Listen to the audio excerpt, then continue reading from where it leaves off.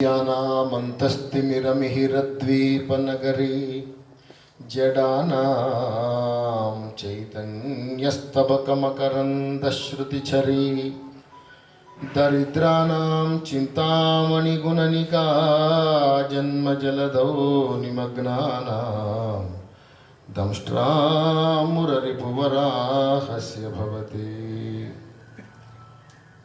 సభలోని పెద్దలందరికీ నమస్కారాలు।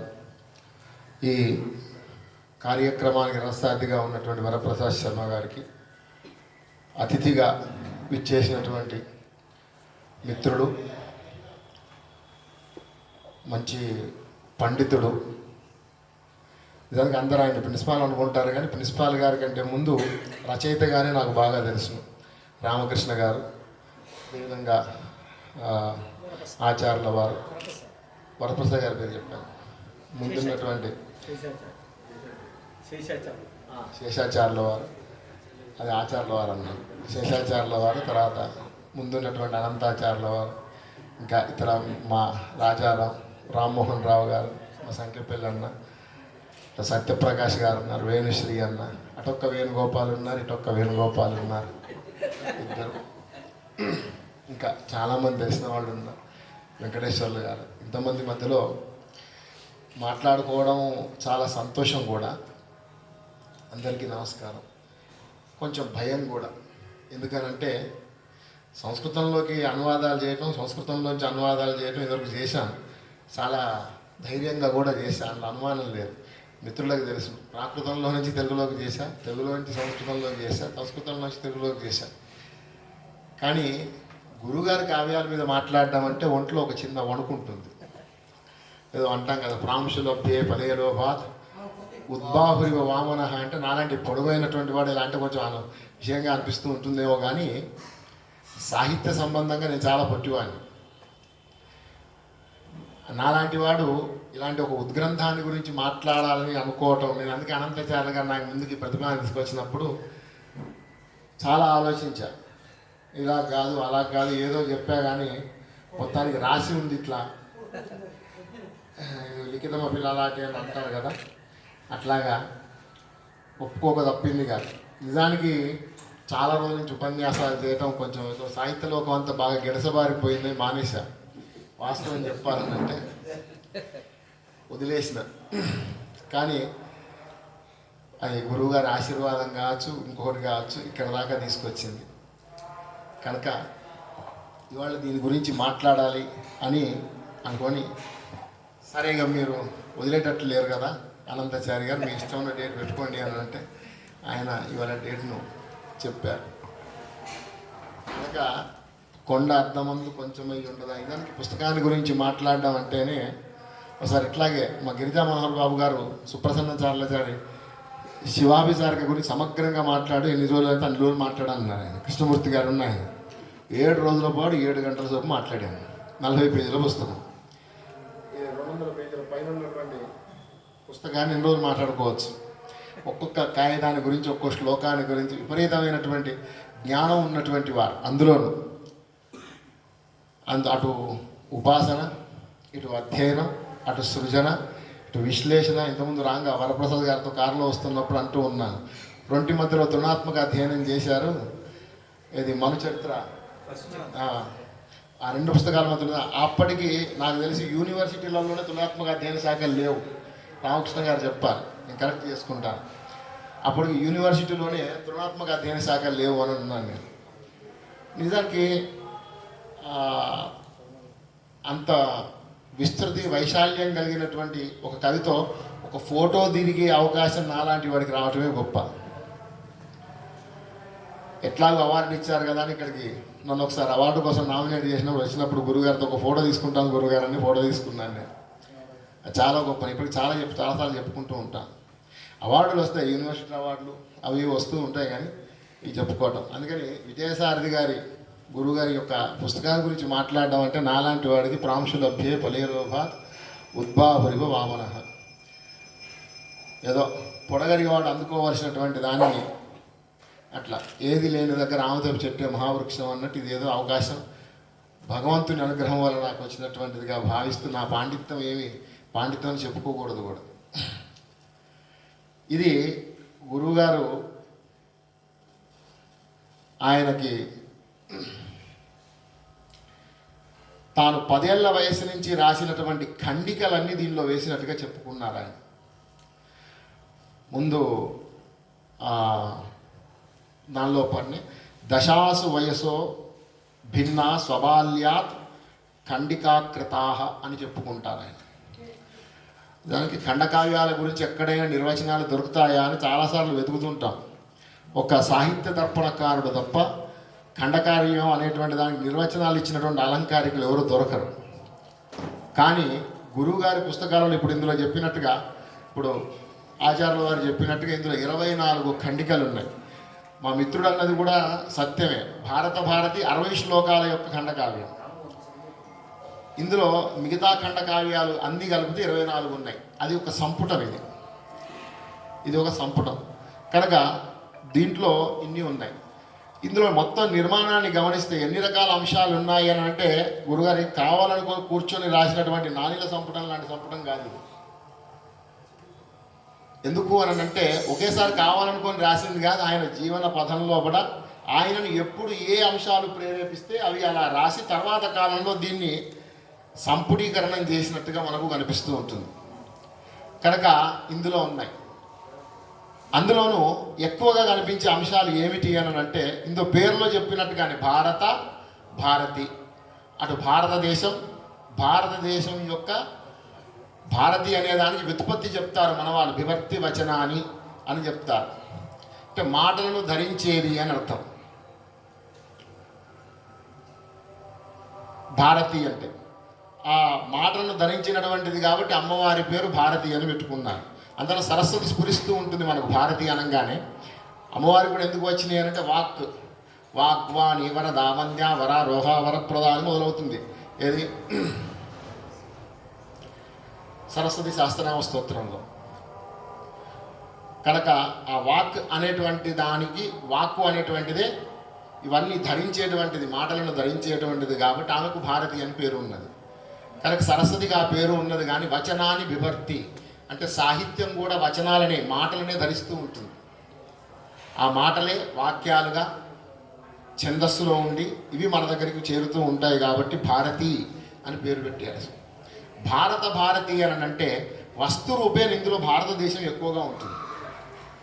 సంస్కృత రచనలు ఎవరి చూసినా భారతదేశం అనేటువంటిది ఒకటి కనిపిస్తూ ఉంటుంది. అందులో సంస్కృత పండితులైనటువంటి వాళ్ళు ఎవరైనా వాళ్ళ సాహిత్యాన్ని మనం చదివితే, నా అదృష్టం సంపూర్ణానంద యూనివర్సిటీ వైస్ ఛాన్సలర్ గారు, ఇంతకుముందు గురువుగారు అవార్డు తీసుకున్నారు వారు ఇక్కడ, అభిరాజ రాజేంద్ర మిశ్ర గారి పుస్తకాన్ని నేను తెలుగులోకి అనువాదం చేశాను. సాహిత్య అకాడమీ కోసం చేసినప్పటికీ కూడా చేసిన కూలి నాదే కనుక నేను చేసినట్టే అది. కనుక ఆయనలో చూసినా కూడా ఈ దేశభక్తి సంబంధమైన విషయాలు, దేశ సంస్కృతికి సంబంధమైనటువంటి విషయాలు చాలా ఉంటాయి ఆయన లోపల కూడా. అదే సమయంలో అభ్యుదయ భావాలు కూడా ఉంటాయి. రాంబాబు గారని ఒక ఆకాశవాణికి సంబంధించిన ఒక మిత్రుడు నాతో భగీరథి నంద, గంగానాథ్ ఉపాధ్యాయ ఇలాంటి వాళ్ళ కవితల్ని అనువాదం చేయించారు. సంస్కృతంలోంచి తెలుగులోకి, కొంతమంది కవితల్ని తెలుగులోకి సంస్కృతంలోకి చేయించినారు. వాళ్ళ కవిత్వంలో చూసినప్పుడు కూడా, ఇంకా శ్రీనివాసరథ్ గారు ఇలాంటి వాళ్ళు చాలామంది కవిత్వాన్ని చూసినప్పుడు వీళ్ళందరి లోపల కూడా దేశభక్తి అనేటువంటిది ఒకటి కనిపిస్తూ ఉంటుంది. ఇంకా ప్రస్ఫుటంగా చెప్పాలనంటే ఈ దేశపు సంస్కృతికి 2 ప్రధానమైనవి ఉంటాయి. ఒకటి అది ధర్మము, రెండవది ఆ ధర్మాన్ని నిలబెడుతూ దాన్ని మోస్తున్నటువంటి భాష. ఆ భాష ఏమిటి అనంటే అది వేరే చెప్పాల్సినటువంటి అవసరం లేదా, సంస్కృత భాష. ఈ భారతదేశానికి కీర్తి తీయగలిగినటువంటి, భారతదేశాన్ని ప్రపంచ దేశాలన్నీ గౌరవిస్తున్నాయి అని అంటే వేటి వల్ల గౌరవిస్తున్నాయో ఆ ఇతిహాస పురాణాలు ఏవైతే ఉన్నాయో, వేదాలు ఏవైతే ఉన్నాయో, భాష్యాలు, స్మృతులు, ఉపనిషత్తులు ఇవి ఏవైతే ఉన్నాయో వీటన్నిటినీ ధరించినటువంటి భాష ఏమిటి అని అంటే అది సంస్కృతమే. అందులో వేరే చెప్పాల్సినటువంటి అవసరం లేదు. నిజమే, అకాడమిక్గా మాట్లాడుకున్నప్పుడు ఒక ప్రొసీజర్స్ ఉంటూ ఉంటాయి. భారతీయ అలంకార శాస్త్రాలు అని ఒక వచ్చినప్పుడు నేనే చెప్పాను, ప్రాకృత మంజరి ఇలాంటివి. గమ్మత్తు ఏమిటనంటే ఈ పుస్తకాలు రాసిన వాళ్ళు కూడా మంచి సంస్కృత పండితులు. వరరుచి లాంటి వాళ్ళు, ప్రాకృత మంజరి ఇలాంటివి రాసినటువంటి వరరుచి లాంటి వాళ్ళు సంస్కృతంలో మేము చిన్నప్పుడు ప్రార్థన చేసేవాళ్ళం. వాక్యకారం వరరుచిం, భాష్యకారం పతంజలిం, సూత్రకారం పాణినంచ ప్రణతోస్మి మునిత్రయం అని ప్రార్థన చేసేవాళ్ళం చిన్నప్పుడు. అది చెప్పకుండా అన్నం కూడా పెట్టేవాళ్ళు కాదు మా ఇంట్లో అయితే. వాళ్ళ పేరు చెప్పుకున్నాకే అన్నం తినాలరా అని చెప్పేవాళ్ళు. అలాంటి వాళ్ళు అది మోసినటువంటి భాష సంస్కృతం. ఈ సంస్కృత సాహిత్యానికి సంబంధించినటువంటి అనేకమైన ఖండికలు ఇందులో ఉన్నాయి. అసలు మనకెవరికి దృష్టిలోకి రాని దృష్టాంతాలు రామాయణంలో నుంచి కావచ్చును, కుమార సంభవంలో నుంచి కావచ్చును, అందులో నుంచి తీసుకొని ఏరి వాటిని మళ్ళీ పునర్నిర్మించారు గురువుగారు ఇందులో. చాలా అద్భుతమైనటువంటి అవన్నీ కూడా ఇందులో కనిపిస్తూ ఉంటాయి. మనం వాటి గురించి వీలైనంతలో, అంటే ఇప్పటికే కాలాతీతం అవుతూ ఉన్నది కనుక. తర్వాత జయతి హారి సారస్వతం అని ఒక ఖండిక ఉంటుంది మొదట్లోనే. అందులో సమాజము, సాహిత్యము వీటికి సంబంధించినటువంటి అనేకమైనటువంటి విషయాలు ఇందులో మనకు కనిపిస్తూ ఉంటాయి. హరతి మనః ఇతి హారి అని. హారి అంటే ఇక్కడ అర్థం ఏమిటి అని అంటే మనస్సును హరించేటువంటి సారస్వతము అని. అటువంటి సారస్వతం అంటే ఏది రాస్తే అది కాదు అని అర్థం. ఇక్కడ మనస్సును హరింపజేయగలిగేటువంటి సారస్వతమే జయిస్తూ ఉన్నది అని అర్థం. అక్కడ సమాజ బహురుగ్మత,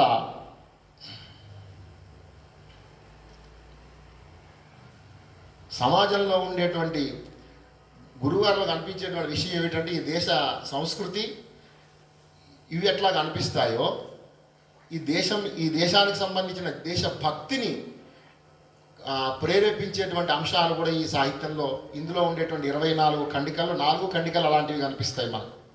ఇందులో కనిపించేటువంటి వాటిల్లో 4 ఖండికలు ఉరామరికగా చెప్పుకుంటే, ఎందుకంటే దేశ సంస్కృతి గురించి సాహిత్యాల గురించి వచ్చినప్పుడు ఖచ్చితంగా దేశభక్తి గురించి దేశాన్ని గురించి వస్తూ ఉంది. ఇవి రెండు విభజించలేనటువంటి అంశాలు.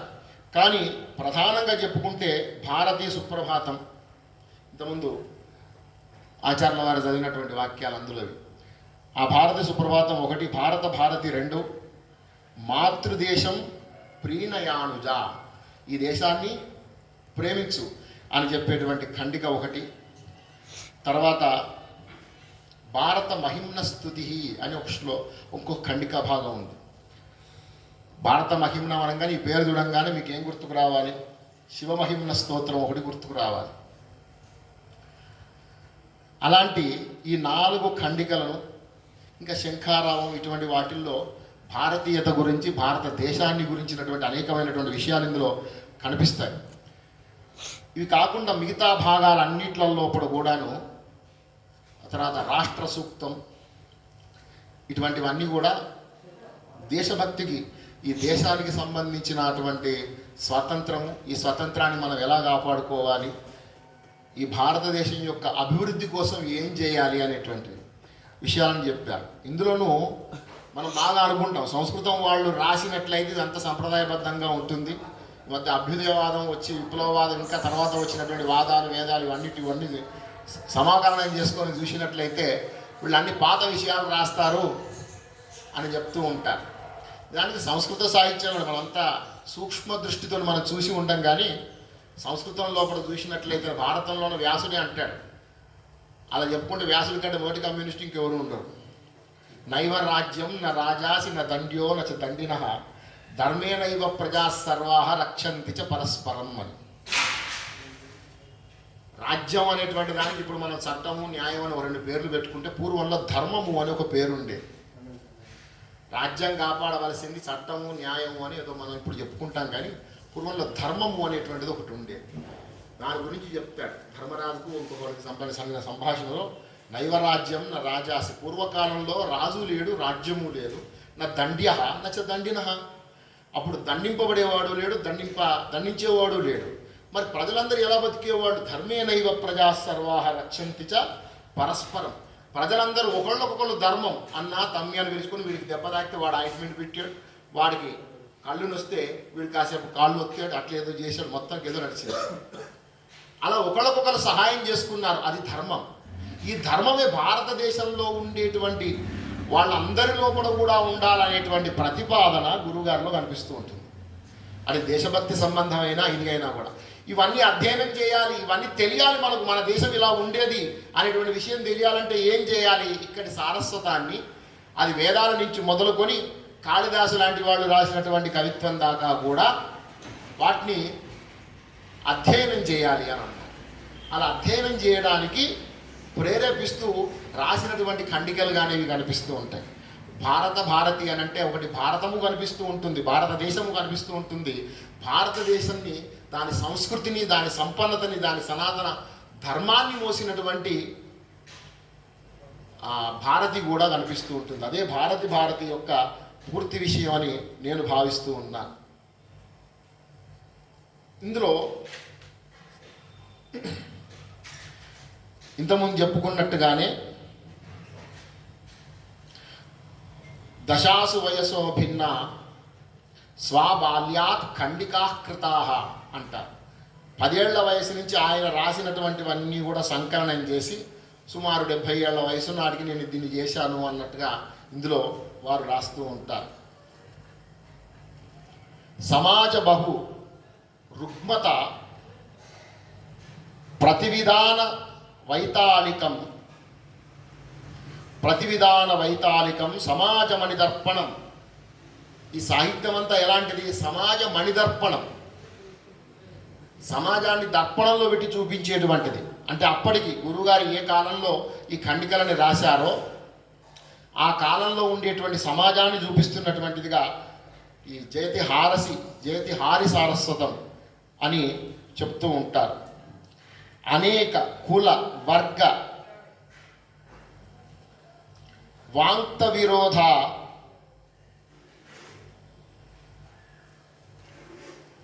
సంక్షుబ్ధవత్ సమాజ, అనేకమైనటువంటి కులాలు వర్గాలు ఆధునిక ప్రపంచమే గురువుగారు చూసింది. ఇక్కడ కులము, మతము, వర్గము ఇవన్నిటి చూసేటువంటి ఈ సంక్షుబ్ధంలో ఉన్నటువంటిది నిరంతర హితావహం జయతిహారి సారస్వతం. నిరంతరం హితాన్ని చూపించేటువంటి సారస్వతం ఏదైతే ఉన్నదో అది మేలు చేస్తుంది అని అంటారు. నిరంతరం కూడా సారస్వతం అనేటువంటి దాని యొక్క అధ్యయనం ఎందుకంతగా చెప్పుకున్నారు అని అంటే అది నిరంతరం మేలు చేస్తూ ఉన్నది కనుక అలాంటి సారస్వతాన్ని, అది నిరంతర హితావహం, హితాన్ని మోసేటువంటిది, ఎప్పుడు కూడా మేలు చేసేటువంటిది. సాహిత్యం అనేటువంటి దానిలోనే హితము అనేటువంటి పదం ఉన్నదని మన వాళ్ళ వ్యుత్పత్తులు చెప్తూ ఉంటారు. కనుక అనేకమైనటువంటి విషయాలు ఉంటూ ఉంటాయి ఈ భారతదేశం లోపల. అనేక అశేష విషయావళి విషాదవర్ణానోపస్కృతం సమస్త జన జీవన స్థితిగతి ప్రతీకాస్పదం. సాహిత్యాన్ని అధ్యయనం చేస్తూ ఉన్నప్పుడు కవులు కొంతమంది అలంకార శాస్త్రాలు రాశారు. కావిత్వం ఎట్లా ఉండాలి, కాంతా సంహితం అని కొంతమంది, ప్రభు సంహితం అని కొంతమంది ఇలా రాశారు. లోకానికి మేలు చేసేటువంటి సాహిత్యాన్ని రాయమనేటువంటి మెటాపోయం అని అంటూ ఉంటాం. లింగ్విస్టిక్స్ సంబంధంగా మనం ఈ పాశ్చాత్య సాహిత్య విమర్శను పట్టుకొని చూస్తే మెటాపోయం అని అనుకుంటాం. అంటే కవిత్వం ఎలా ఉండాలి అనేటువంటి దాని గురించి ప్రతి కవి కూడా ముందు అవతారిక లోపల తన కవిత్వం ఏమిటి అనేటువంటి దానికి కొన్ని విషయాలు చెప్తూ ఉంటారు. దాన్ని అవతారిక అని అంటూ ఉంటాం మనం కావ్యపక్కి లోపల. అంటే కవిత్వం అనేది ఎలా ఉండాలి, ఎవరికి అంకితం ఇవ్వాలి, ఎవరికి అంకితం ఇవ్వకూడదు, అది కుకవి నింద, సుకవి స్తుతి, ఇట్లాంటి కొన్ని శీర్షికలు పెట్టి కూడా రాసేటువంటి వాడు. అట్లాగా ఒక పీఠిక లాంటి కవిత్వాన్ని రాశారు. జయతిహారి సారస్వతం అనేటువంటి ఖండికలో గురుగారు అట్లాంటివి రాశారు. ఏమంటూ ఉన్నారు? సమస్త జనజీవన స్థితిగతి ప్రతీకాస్పదం. ప్రతీకాత్మకంగా, అంటే ప్రతీకాత్మకము అని అంటే అందులో ధ్వని ఉండాలి అని అర్థం. ఆనందవర్ధనుడు ధ్వని బడి గోల వినబడుతూ ఉన్నది అని అన్నారు అనుకోండి. గోల బడిది కాదు, అందులో పిల్లకాయలది అని అర్థం. అందులో పిల్లలు ఉన్నారు అని మనకు అక్కడ ఉన్నదా అంటే పిల్లలు లేరు, లేకున్నా కూడా వాడు ధ్వనిస్తూ ఉన్నాడు. అందులో ధ్వన్యాలోకనం. ఆ ధ్వని అందులో ఏదైతే ఉన్నదో, అంటే ఇక్కడ పిల్లలు అనేటువంటిది ప్రతీక. ఆ ప్రతీక లుప్తంగా కనిపిస్తూ ఉన్నది అక్కడ. అట్లా ప్రతీకాస్పదంగా ఉండడము అనేటువంటిది కవిత్వానికి ఒక లక్షణం. కనుక అది కూడా ఏ జీవితాన్ని ప్రతీకాత్మకంగా చూడాలి అంటే సమస్త జన జీవన స్థితిగతులు, ప్రపంచంలో ఉండేటువంటి అందరి యొక్క జీవన స్థితిగతులు అనేటువంటివి ప్రమాణాత్మకంగా, కావ్యం గనక ప్రతీకాత్మకంగా, ఎందుకు ముందే చెప్పాడు కదా, మనసును రంజింపజేసేటువంటిదే హారి, మనసును హరింపజేసేటువంటిది కనుక అట్లాంటి సాహిత్యం కావాలి అని చెప్పుకున్నారు. మనోజ్ఞ కవిభావన, మనోజ్ఞ కవిభావన అంటే మనస్సుకు జ్ఞానం, ఇంట్యూషన్ అంటూ ఉంటారు సాహిత్య విమర్శలో. ఒకటి ఆ మనస్సుకు జ్ఞానాన్ని ఇచ్చేది, వాడి మనస్సు లోపల ఒక ఆలోచన వస్తూ ఉంటుంది.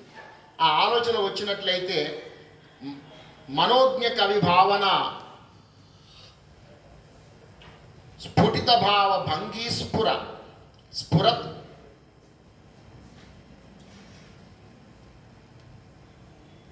అలా స్ఫురింపజేసేటువంటిది, మనోజ్ఞమైనటువంటి భావనలు ఏవైతే ఉన్నాయో అటువంటివి. ఇంకా ఇందులో అనేకమైన విషయాలు చెప్తారు. రసోభావి, రసం ఉండాలి అందులో, ఇలాంటివన్నీ కూడా. అంటే కవిత్వం ఎలా ఉండాలి అని ఆయన ఒక ఊహను చేసి తన తర్వాత కవిత్వం రాసేటువంటి వాళ్ళు ఎవరైతే ఉంటారో అటువంటి వాళ్ళకి ఒక ప్రేరణ ఇచ్చేటువంటి విధంగా వారు రాసినటువంటిది ఏదైతే ఉన్నదో అది ఈ సంస్కృత జయతిహారి సారస్వతం అనేటువంటి ఒక ఖండిక.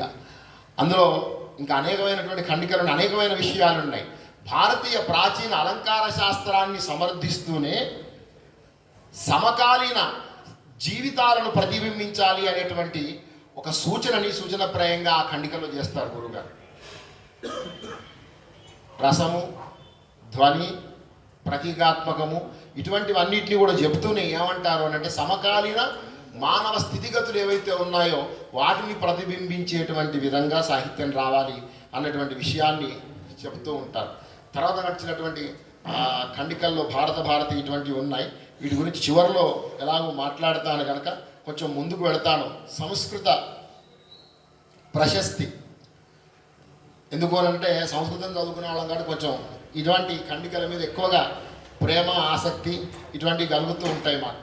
కనుక ఈ సంస్కృత ప్రశస్తిలో అనేకమైనటువంటి విషయాలు, ప్రశస్తి అంటే దాని యొక్క ప్రాశస్త్యం, దాని యొక్క గొప్పతనాన్ని చెప్పేటువంటి ఖండిక ఇది. దాని యొక్క గొప్పతనాన్ని చెప్పేటువంటి ఖండిక. సమసమాజేన విస్మృతాః కార్ష్యమేతి దుష్టతనయేన మాతేవ కిం బ్రవీమి అంటారు. సంస్కృత ప్రశస్తి అనేటువంటి ఖండికలో దుష్టతనయేన మాతేవ కిం బ్రవీమి, ఒక దుర్మార్గుడైనటువంటి కొడుకు పుడితే తల్లి ఎలా బాధపడుతుందో అలా. ఎందుకు సంస్కృతాన్ని అధ్యయనం చేయటం లేదు, దాన్ని మృత భాష అంటూ ఉన్నారు ఈ మధ్యకాలంలో. ఇలాంటి వాళ్ళు కొంతమంది మృతి చెందిన అది మృత భాష కాదు. ఎందుకనంటే తెలుగులో ఎంతమంది కవులు పుట్టి గుర్తున్నారో తెలియదు, కానీ సంస్కృతంలో కాళిదాసు మాత్రం తెలియని వాళ్ళు చాలా తక్కువ మంది ఉంటారు. ఆయన కవిత్వాన్ని చదివినా చదవకపోయినా కుమార సంభవాన్నో, రఘువంశాన్నో, 3 నాటకాలను, ఇంకా మేఘదూతాన్నో ఇటువంటి వాటిని చదవకపోయినా, మల్లినాథ సూరి గురించి తెలియకపోయినా కాళిదాస్ అనేటువంటి కవిత మాత్రం ఒకడు ఉన్నాడు అని తెలుస్తూ ఉంటుంది. మన కుటుంబంలోని వాళ్ళే, మన సభిండీకులకే మన పేరు సరిగ్గా తెలియనటువంటి పరిస్థితి ఉంటుంది. కారణం ఏమిటంటే కాళిదాసు అలా నిలబడతాడు. ఖచ్చితంగా కాళిదాసు కవిత్వాన్ని వ్యాఖ్యానం లేకుండా ఇస్తే దాన్ని వ్యాఖ్యానించడానికి ఎవడు కూడా శక్తి చాలదు. కాళిదాసు కానీ, భవభూతి కానీ, భారవి కానీ ఇటువంటి వాళ్ళందరికీ కూడా ఇది వర్తిస్తూ ఉంటుంది. కానీ సంస్కృతాన్ని మృత భాష చాలా మాకు డిబేట్లు జరుగుతూ ఉంటాయి. మా మిత్రుడు కూడా ఒకసారి ఆవేశంగా ఫోన్ కూడా చేశాడు నాకు, ఏమి ఇట్లా అంటే మీలాంటి వాళ్ళు ఎవరు కామెంట్ పెట్టలేదు అక్కడ అంటే ఏం పెడతాం, నత్ ప్రతినివిష్ట మూర్ఖజన చిత్తం ఆరాధయేతని ఇక్కడ చెప్తూ ఉంటారు. దుష్టతనయేవ మాతేవ కిం బ్రవీమి, దుర్మార్గుడైనటువంటి కొడుకు పుడితే ఆ తల్లి ఏం చేస్తుంది? జాయతే క్వచిదపి కుమాతా నభవతి అని శంకరులు రాశారు. ఇది దేవి అపరాధ క్షమాపణ స్తోత్రంలో ఆయన రాశారు. అంటే కుపుత్రులు కొడతారమ్మా అని అమ్మను వేడుకుంటూ రాశాడు ఆయన, అది వేరు విషయం.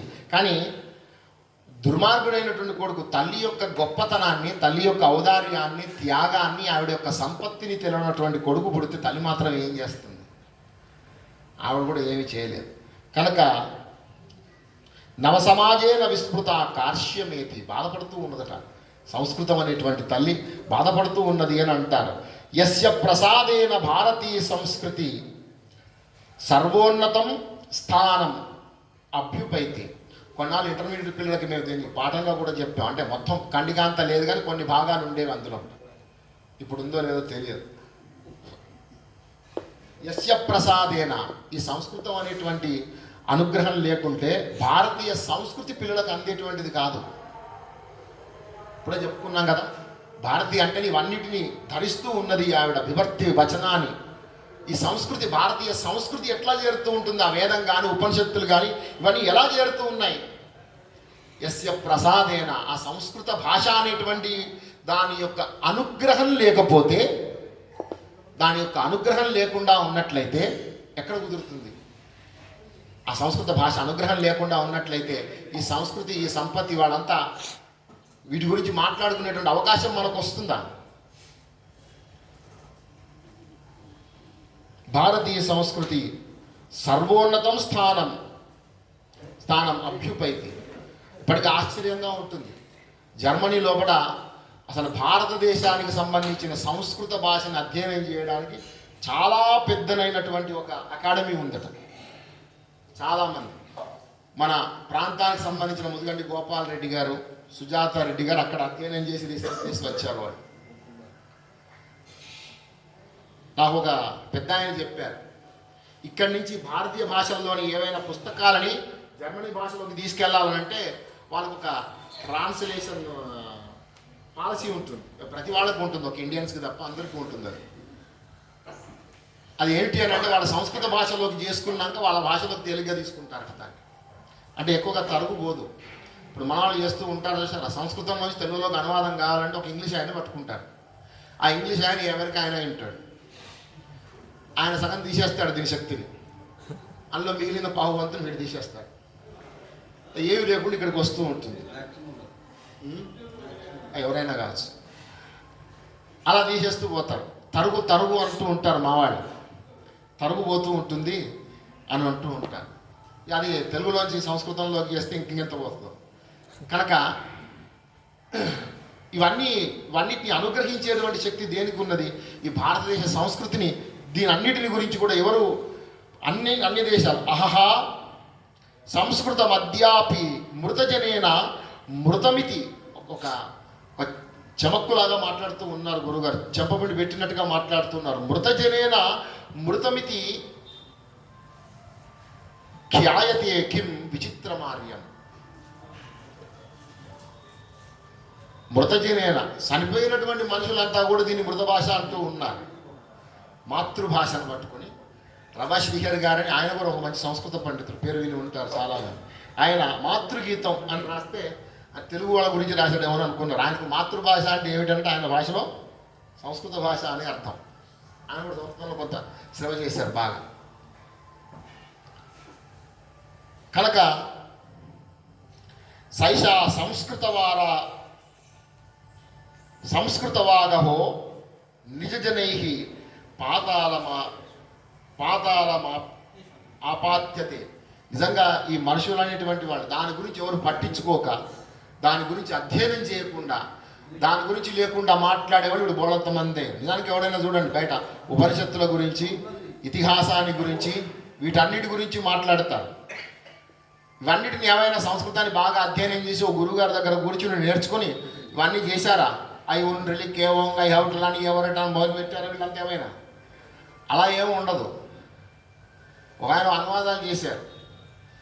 సహా అంటే ఏమిటయ్యా అన్నాడు. అతడు సర్వనామం అండి అన్నాడు. దానికి స్త్రీలింగం కూడా ఉంటుంది అన్నాడు. అవునాడు. మరి త్రిశులింగేశ్వరం ఎందుకు చెబుతారన్నాడు.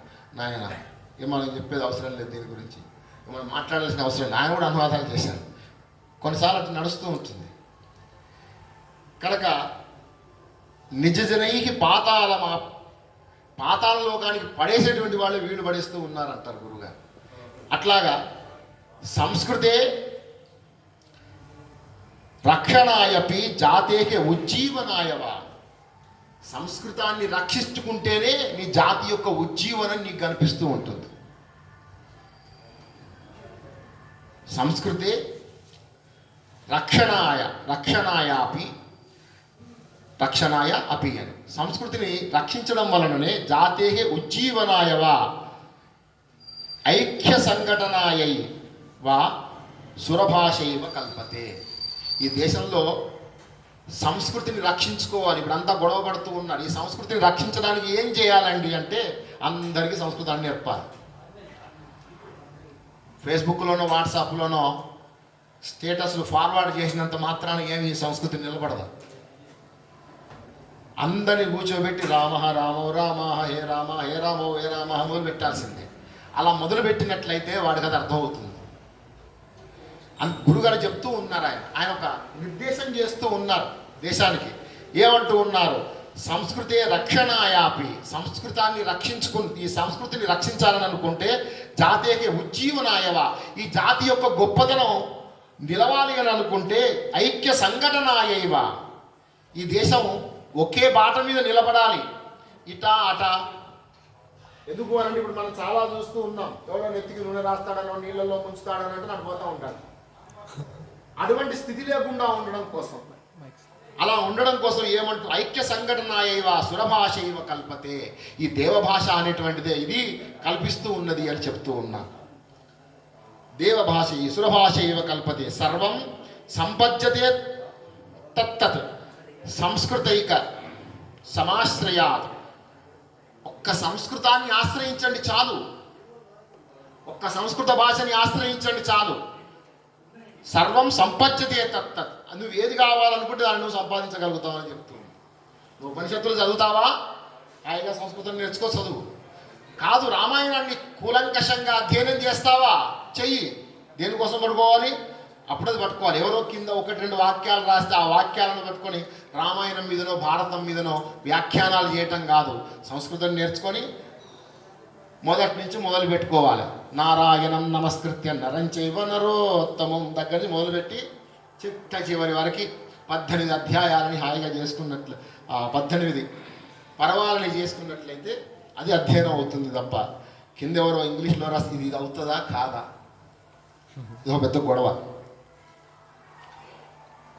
దుర్లభం దుష్కరం యద్యత్ సంసారేతు విభావ్యతే, దుర్లభమైనటువంటిది దుష్కరమైనటువంటి దానికి కూడా సంస్కృత భాష అని చెప్తూ ఉంటుంది అని చెప్తున్నాడు.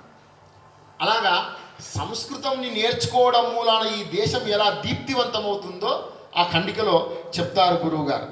అది కాకుండా శైషా సంస్కృతి ఇది. తర్వాత దీపశిఖ ప్రశస్తి అని ఇంకో ఖండిక రాశారు. ఇందులో దీపశిఖ అనగానే మనకు ఆయన గుర్తుకు రావాలి. ఎవరు? కాళిదాసు గారు గుర్తుకొస్తారు. సంసారిని దీపశిఖేవరాత్రౌ యం యతీయాయ పతింవరాస నరేంద్ర మార్గాట్ట ఇవ ప్రపేదే వివర్ణ భావం సస భూమిపాలహ అని కాళిదాసు గారు ఇక్కడ రఘువంశ మహాకావ్యంలో ఇందుమతి స్వయంవరంలో రాస్తారు. నిజానికి ఇది కూడా ఉండేది, కొంచెం వివాదమైంది. మేము ఎలా చెప్తాం ఇలాంటి కథ కాయాలని అని ఇంటర్మీడియట్లో చెప్పేవాడు ఒకసారి ధర్నా కూడా చేశారు దాని గురించి. దీపశిఖ ఇలా పట్టుకొని వెళ్ళేటువంటిది అని. నిజానికి కాళిదాసు ఆయన ఉపమా కాళిదాసస్య భారవేహి అర్థగౌరవం దండిన పదరాలిత్యం అని సంస్కృతంలో వాళ్ళు చెప్పుకుంటూ ఉంటారు. కొంతమందికి పేరు భారవికి ఆతపత్ర భారవి అని పేరు. ఆతపత్ర భారవి అని పేరు ఎలా ఉంటుందో కాళిదాసుకి దీపశిఖ కాళిదాసు అని కాగడ లాంటిది ఒక దాన్ని పట్టుకుని ఇలా వెళ్ళిపోతూ ఉంటే ఎక్కడ వెలుగు పడుతుందో అక్కడ రంగులు కనిపిస్తాయి. వెలుగు పడని చోటు ఎలా ఉంటుంది? పాతకాలపు ఎన్టీఆర్ సినిమాలాగా బ్లాక్ అండ్ వైట్ కనిపిస్తూ ఉంటుంది. అక్కడ వివర్ణ భావం, వాళ్ళ ముఖాలన్నీ తెల్లబోయినాయట. ఎవరు? ఈవిడ నడుచుకుంటూ వెళ్ళిపోతూ ఉంది. ఎవరు? ఇందుమతీదేవి.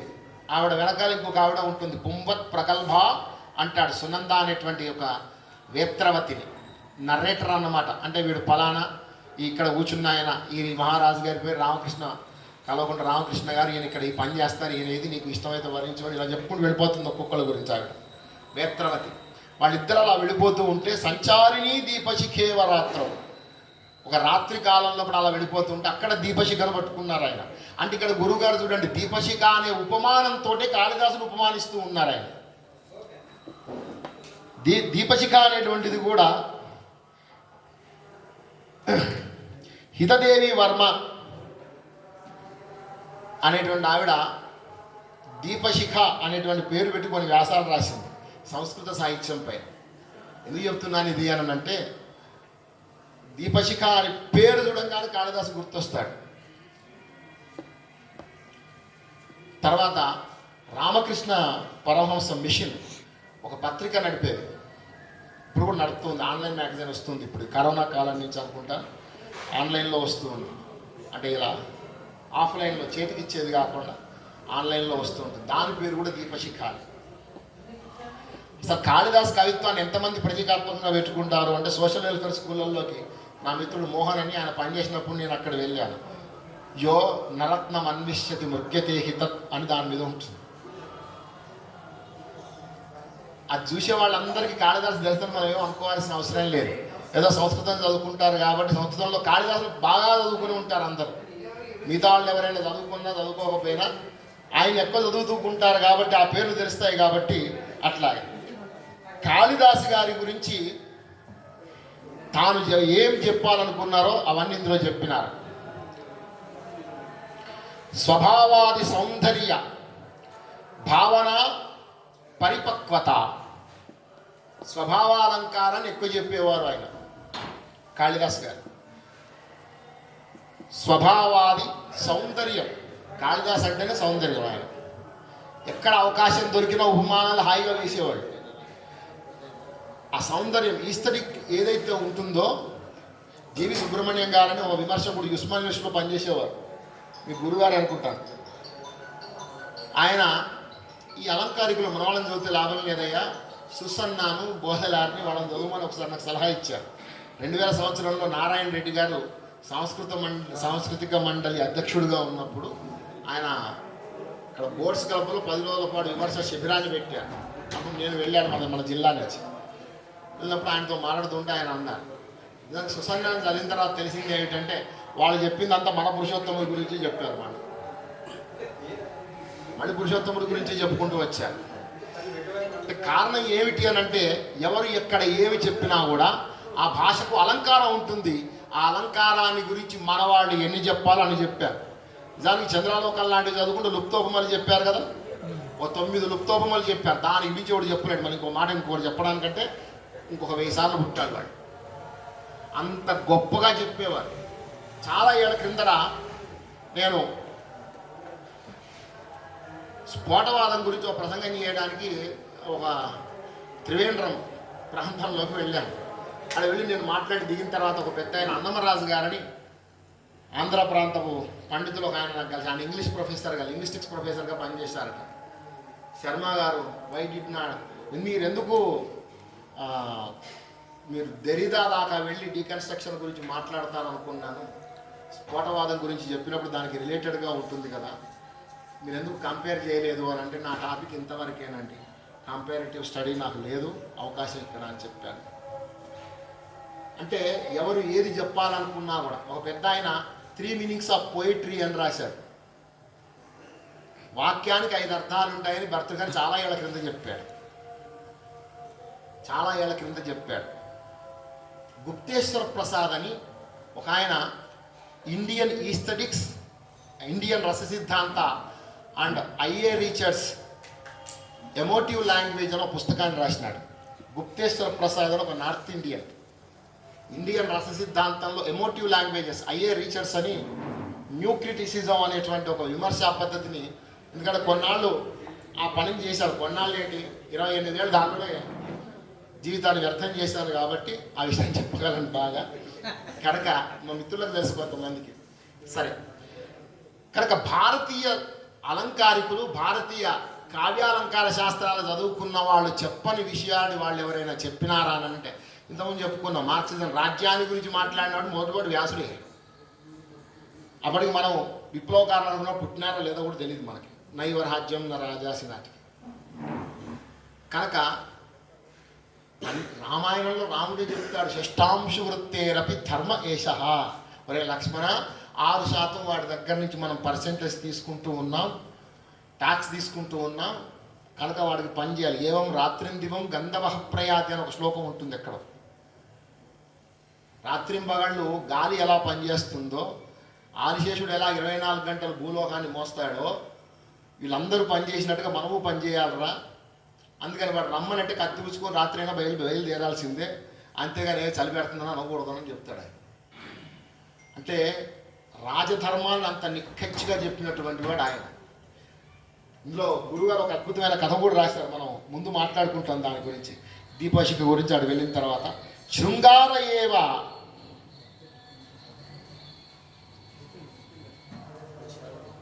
మధుర ప్రహ్లాదనో రస. శృంగార ఏవ మధుర, శృంగారం మధురమైనటువంటి ఏకో రస, శృంగార ఏకైవ రస అని భోజుడు. మనవాడు భవభూతి ఏమో ఏకోరస కర్ణయేవా అని. ఇలా కొన్ని విభిన్నమైన మతాలు ఉన్నా కూడా దాని గురించి చెప్పినటువంటి వాళ్ళు ఎవరు లేరు. నిజానికి సీతమ్మ వారు నాకు ఒక 2 నెలలు సమయం ఇచ్చాడు, ఆయన ఇచ్చిన సంవత్సరం 10 నెలలు గడిచిపోయింది అన్న విషయాన్ని సుందరాకాండలో మనం ఎవరైనా చదివామనుకోండి, 2 అధ్యాయాలు హనుమంతుడితో మాట్లాడే సంభాషణ. నీకు హృదయం ఉంటే నువ్వు ఏడుస్తావు, నువ్వు మనిషిపై పుడకబుడితే ఏడుస్తావు. వ్యాసుడు అలా రాస్తాడు. గోపికా గీతం అని ఉంటుంది భాగవతంలో, గోపికా గీతాలని రాస్తాడు వ్యాస భగవానుడు భాగవతంలో కూడా. ఏడుస్తారు, చాలామంది ఏడుస్తూ ఉంటారు. కాశీఖండం స్కంద పురాణాంతర్గతమైనటువంటి కాశీఖండంలో చాలా ఉదాహరణలు చెప్పవచ్చు. ఇలా చెప్పుకుంటే అసలు విషయం కంటే ఇంకోటి ఎక్కువైపోతామని భయం కూడా ఉంటుంది నాకు. కాశీఖండంలో కూడా అవిముక్తేశ్వరాన్ని విడిచిపెట్టి దివోదాసు, ఆయన ఒక ఆయన దీని నవల కూడా రాశాడు. ఎవరు? శరతే కదా. దివోదాసు దేవతలందరినీ వెళ్ళిపోమంటే అవిముక్తేశ్వరాన్ని విడిచిపెట్టి, కాశీని విడిచిపెట్టి వేరే దగ్గరికి వెళతాడు పరమేశ్వరుడు. వేరే దగ్గరికి వెళ్ళిపోయిన తర్వాత నేను కాశీలో లేను కదా అని కాశీ విరహంలో ఏడుస్తాడు ఆయన, దుఃఖపడతాడు. పార్వతీదేవి ఓదాడుస్తుంది, ఎప్పటికి ఏమనుకోకు, నువ్వు ఈ కాళేశ్వరం నీది కాదా, నీది కాదు, నువ్వు ఓవా అని ఆయన మాట్లాడుతుంటే చాలా లౌకికంగా మాట్లాడతాడు వ్యాస భగవానుడు. ఎంత అద్భుతమైనటువంటి సంభాషణలు అవన్నీ కూడా. ఏడుస్తారు, కరుణ, ఇదంతా కూడా. మరి శృంగారాన్ని గురించి చెప్తే శృంగారాన్ని గురించి చెప్పేటువంటి వాళ్ళు కూడా మళ్ళీ వీళ్ళే. అనేకమైనటువంటి విషయాలు ఇందులోనే గురుగారు ఒక చోట రాసినారు. కుమార సంభవంలోనే ఒక ఖండికలో మన్మధుడు బాణాలు వేసిన తర్వాత ఏ విధంగా కుమార సంభవానికి ముందర జరిగినటువంటి ఇతివృత్తాన్ని తీసుకొని కూడా ఒక కావ్యం రాసినారు ఆయన, ఒక ఖండిక రాసినారు. ఇలా శృంగార ఏవ మధుర పరా ప్రహ్లాదనో రస. రసం దేన్ని చూపిస్తూ ఉంటుంది? రసానికి మూలమైన ఆధారం ఏమిటి? పరాపశ్యంతి మధ్యమ వైఖారి చత్వారి వాక్ పరిమిత పదాని తాని త్రీని గుహితాని గయంతి తురీయం వాచో మనుష్యావద అని ఋగ్వేదం చెప్తూ ఉంటుంది. చత్వారి వాక్ అంటే ఈ 4. ఈ 4 ఏమిటి? పరాపశ్యంతి మధ్యమ వైఖారి అని. మన వాళ్ళు మొత్తం దీన్ని బట్టి పెట్టిస్తారు మాకు రసాయన గురించి చెప్పినప్పుడు వీటి గురించి. కనుక కాళిదాస కృతి సేయం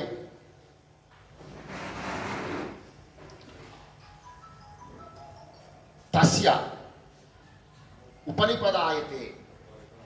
అవన్నీ కూడా ఈ రసానికి వీటికి కాళిదాసు యొక్క కవిత్వంలో గొప్పగా ఉంటాయి అని చెప్తుంటున్నాడు.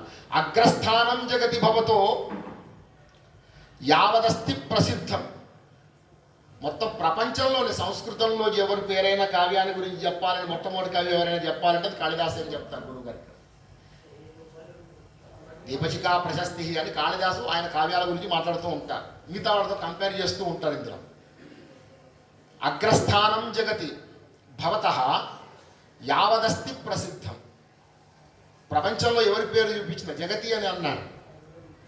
మొత్తం 14 లోకాలను చెప్పినా కూడా ఆయన పేరు వస్తుంది ఒక్కోసారి, వ్యాసు లేకపోతేనే. భాషాదీనాం శతతమ కళా నాస్తి తస్యాపి నూనం.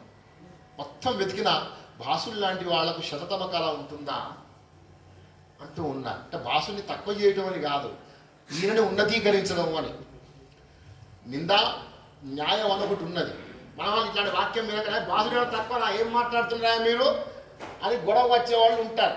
ఏమండి మలానా అయినా తక్కువనా నహి నిందా నిందితం ప్రసక్త నిందిత నితరాం స్తోత్రం అని సంస్కృతంలో న్యాయం ఉంటుంది. నిందాస్తుతి న్యాయం అని ఉంటుంది సంస్కృతంలో. అది చదువుకోకుండా ఇది చదివితే గొడవే అవుతుంది, అక్కడ అనుమానం లేదు. నహి నిందా నిందితం ప్రవృత్తా నిందిత నితరాం స్తోత్రం. ఓ గొప్పదైనదంతా అని చెప్పాలి అని అన్నప్పుడు నక్కకు నాగలోగానికి ఎక్కడ అని మాట అంటే నక్కేం తక్కువది కాదు. నక్క నుంచి నేర్చుకోవాల్సిన విషయాలు కూడా చాలా ఉన్నాయి. నక్క నుంచి నిజమే బానిసలు ఎలా ఉండాలో చెప్తాడు దౌమ్యుడు అనేటువంటి ఆయన. పాండవులకు చెప్తాడు, ఒరే మీరు ఇన్నాళ్ళు ఇంద్రప్రస్థంలో రాజ్యం చేశారా, బానిసలుగా బతకడం మీకు తెలియదు, రాజుల దగ్గర ఎలా ఉంటే రాజులకు ఇష్టమవుతారో చెప్పండి అని దౌమ్యుడు ఉపదేశాలు చేస్తాడు భారతంలో. ఇక్కడ అరణ్యవాసానికి ముందలు చేస్తూ ఉంటాడు. బానిసలుగా బతకడం కూడా నేర్చుకోవాల్సిందే. ఒక వ్యవస్థలో ఉన్నప్పుడు దండించేవాడు ఏం చేయాలో తెలుసుకున్నట్టుగానే దండింపబడేవాడు దేనికి దండింపబడతాడో కూడా తెలుసుకోవాలి.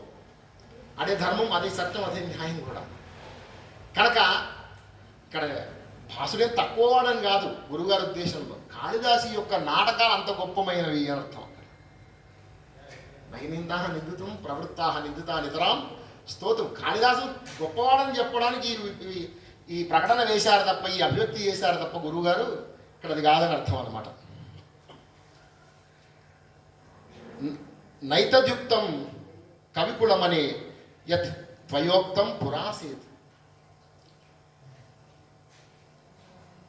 ఇది ఇటువంటి ఉపమానాలు నువ్వే వేసినావయ్యా, ఇంతకుముందు నువ్వే చెప్పినావు అని కాళిదాసు గురించి అసలు ఈ ఖండిక మొత్తంలో కూడా అనేకమైనటువంటి విషయాలను కూడా చెప్తూ ఉంటారు. గురువుగారు ఇంతలో చెప్పుకున్నట్టుగా ఎక్కువగా భారత దేశానికి సంబంధించి సంస్కృత సాహిత్యానికి సంబంధించిన విషయాన్ని మాట్లాడినారు. రూప సూక్తం అని ఒక ఖండిక రాశారు ఇందులో. ఈ రూప సూక్తం ఏమిటి అని అంటే మానవ రూపాన్ని గురించి రాసినారు. వస్త్రేణ వపుషా వాచ విద్యయా వినయేన చ వకారై పంచభిర్యుక్త నరోభవతి పూజిత అని పూర్వంలో నీతిశాస్త్రంలో చదువుకునేవాళ్ళం. నువ్వేం చదువుకున్నావు అనేటువంటిది కాదు, గట్టిగా నామాలు పెట్టేసి మంచి భస్వం గిస్వం రేఖ, ఇంకా వీలైతే అంత దూరం కనిపించేటువంటి రుద్రాక్షమాలు శివపురాణంలో చెప్తాడు. వెలక్కాయంత రుద్రాక్షమాలు వేసుకోట అంతే. ఇక్కడ ఉంటే బొమ్మకల్లో ఉంటే పెద్దపల్లి దగ్గర ఫోటో తీసినా అది వస్తుంది. ఏదో చిన్నగా ఈ మాత్రం వేసుకున్నాం అనుకోండి, చిన్నది వేసుకున్నాం అనుకోండి, అక్కడ ఇక్కడ ఫోటో తీస్తేనే రాదు సరిగ్గా, మళ్ళీ తీసుకుని మా ఇంట్లో పట్టుకుంటే తప్ప యజ్ఞోపేతం అంత ఉండడం వల్ల ఏమొస్తాయి రాదు. కనుక అంత కనీసం ఇది బదరీ ఫలాలంతా ఉండాలని అంటాడు అక్కడికి ఆయన శివపురాణంలో. రుద్రాక్షమాల సైజు ఎంత ఉండాలని అంత ఉండాలని చెప్తాడు. కనుక అంతే పడాడోపో భయంకర అని కదా అర్థం. అలా ఉండాలి, వేషభాషలతోటే వస్తూ ఉంటుంది. మంచి గట్టి ఇంత దొడ్డు అంచున్నటువంటిది వేసుకొని పోతే మహాపండితులకు కూడా వాల్యూ ఉండదు, కానీ వీడికి ఉంటుంది. వస్త్రేణ వపుష వాచ మంచి గడ్డం పెంచాలి, బాగా గడ్డం కూడా ఉండాలి. మరి పండితుడు అంటే గడ్డం ఉండాలి, బాగా గుర్తుపెట్టుకోండి. మధ్యలో నువ్వు ఆయన అడిగాడు ఎందుకురా గడ్డం పెంచుతున్నావు ఈ మధ్యలో అని అంటే, ఇంతకుముందు ఉండేది కాదు, మా మిత్రులు చూసి ఉంటారు. ఎందుకంటే పండితులు ఇవ్వాలి కదా, ఇప్పుడు ఇంతకుముందు కాదా అన్నాడు. ఇప్పుడు అవ్యక్తం చేసుకోవాల్సిన సమయం వచ్చింది అన్నాడు. వ్యక్తం చేసుకోవాల్సిన సమయం, నేను పండితున్నేనా అని అవ్యక్తం చేసుకోవాలి. ఇంత భస్వం పెట్టాలి, 2 పుండ్రాలు ధరించాలి. వీలైతే మనవాడు కంకణం కూడా కొనుక్కోవాలి. వస్తేన వపుష వాచ విద్యయ 4వ స్థానం అండి విద్యకి. పూర్వంలో చెప్తారు విద్యాదాతి వినియం వినియాది ఆతి పాత్రత. విద్య వల్ల పాత్రత ఏమీ రాదు. వస్త్రేణ ఏమన్నా వస్త్రేణ వపుష వాచ గట్టిగా ఒత్తి పలికితే తప్ప మన పండితులం కానటువంటి పరిస్థితి ఉంది అమ్మా. అది లేకపోతే ఏమీ ఉండదు. కానీ రూపం అనేటువంటిది చాలా ముఖ్యం కూడా. ఎవరైనా ఇప్పుడు అంతేందుకు నా భారతంలో నలదమయంతుల విషయం వచ్చినప్పుడు కాళిదాసుగా మన వ్యాసభగవానుడే చెప్తాడు, తత్రైవ సక్తాభూత్ నచితాలచ పశ్చత అంటాడు ఒకతోటి ఆయన. కొన్ని వ్యాసభగవానుడు కూడా మామూలు చమత్కారి కదా ఆయన. కొన్ని ఆయన వింటే చాలా గమ్మత్తుగా ఉంటుంది కూడా. ఆలోచించాం మనం అసలు. దమయంతి దేవి వస్తే ఆవిడ శరీరాన్ని చూశాడు, వాడు కళ్ళు చూశాడు. చూడంగానే అబ్బా ఈ కళ్ళ కంటే అద్భుతమైనటువంటి ఆవిడ శరీర భాగం ఇంకొకటి ఉంటుంది కనుక నేను ఇక్కడ చూస్తాను అనుకున్నాడు వాడు. తత్రైవ సత్తా ఉంది, అక్కడే అతుక్కుపోయినాడు వాడు. అలా సౌందర్యాన్ని వర్ణించడంలో ఇంత అతిశయం కూడా చెప్తారు మన వాళ్ళు. అది వేదవ్యాసులు లాంటి పరమాధ్యాత్మికవేత్తలు చెప్తారు ఆ విషయాన్ని. ఇలా ఈ రూపాన్ని గురించి కూడా ఇందులో చాలా చెప్తూ ఉంటారు. ఖేదయన్మోదసే భువి రూప బహురూప ఏకదాహ హంతకారేణ విభుతమపి ఖేదయన్మోదతే చెప్తూ ఉంటారు కదా. రూపం వల్లనే ఏదో శేషప్ప కవి ఒక ఆయన రాసినాడు, అధిక విద్యావంతులు అప్రయోజకులైన పరమశుంఠులు సభా పూజ్యులైరి అని ఇట్లాగా చెప్పుకున్నాడు. రూపాన్ని గురించి చాలా చాలా విషయాలను ఇందులో కూడా రాస్తూ ఉంటారు. ఆప్తులకు కొన్ని లేఖలు రాశారు గురువు గారు. ఇందులో వాళ్ళ సోదరుడికి కూడా ఒక లేఖ రాసినట్టున్నారు, భ్రాతృలేఖ. ఇలాంటి ఖండికలు కూడా కొన్ని ఇందులో భ్రాతృలేఖ కూడా ఉంది. వ్యక్తిగతమైన విషయాలతో పాటు ఆధ్యాత్మికము, సంస్కృతి, దేశము ఇవన్నీ కూడా ఆయన కావ్యాలలో ఎప్పుడూ ఒక ప్రవాహంలో తరంగాలుగా ఎప్పుడూ అందులో ప్రవహిస్తూనే ఉంటాయి. ఇలాంటివన్నీ కూడా ఇందులో ఉన్నాయి. ఇంకా మనం ఇందులో బాగా చెప్పుకోవాల్సినవి ఏమిటంటే రాష్ట్ర సూక్తం అనే పేరుతో ఇందులో రాశారు. దుర్గ గురించి కూడా రాస్తారు ఇందులో. జయ జయ శ్రీదేవి దుర్గే, జయ సరస్వతి, జయ మహస్వతి. బహుశా నేను అనుకుంటాను వారి ఇక్కడ వనదుర్గని, సరస్వతిని, వసుధాలక్ష్మిని ఈ మూడింటిని ప్రతిష్టాపనకు వాళ్ళు సంకల్పం చేయడానికి కూడా ఈ సాత్విక, రాజసిక, తామసిక శక్తులైనటువంటి ఈ మూడు రూపాలే కారణమేమో అని ఈ ఖండిక చదివినప్పుడు నాకు కూడా అనిపించింది. ఇందులో ఈ రాష్ట్ర సూక్తాన్ని గురించి చెప్పినప్పుడు ఈ ప్రాంతాన్ని గురించి చెప్పుకుంటూ ఉంటారు.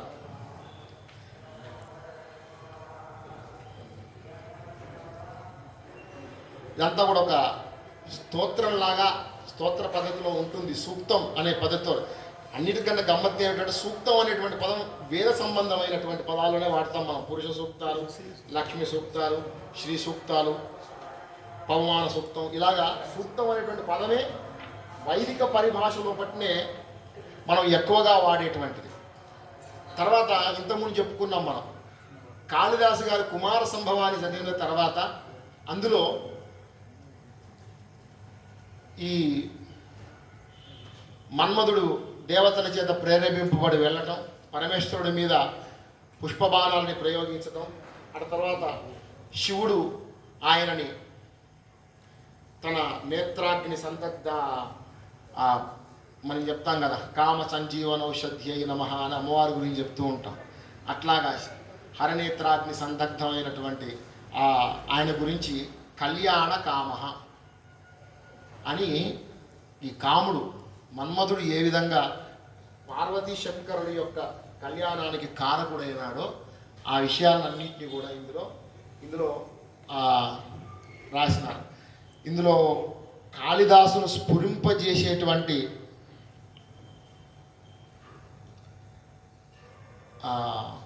అనేకమైన ప్రయోగాలు, అందులో వాగర్థాలు ఇలాంటివన్నీ కూడా కాళిదాసుకి ఆయన సిగ్నేచర్ వర్డ్స్ అన్నమాట. వాగర్థ ఇవ సంపృక్తో వాగర్థ ప్రతిపత్తి అలాంటి వాక్యాలు అని చెప్తూ ఉంటారు కదా. అట్లాగా తమర్థం ఇవ భారతి ఆసుతయా యోక్తుమర్హసి అశోచ్యాహి పితు కన్యా సద్భర్త్ర ప్రతిపాదిత అంటాడు కుమార సంభవంలో అంటూ ఉంటాడు. ఇలాంటి అంటే అటు భారతికి ఇటు వాగర్థాలకి రెండిటికి సంబంధించినటువంటి ప్రయోగాలని చేస్తూ కాళిదాసుని చాలా చోట్ల స్ఫురింపజేస్తారు గురువుగారు ఇందులో ఈ వాక్యాలలో. అటు విషయము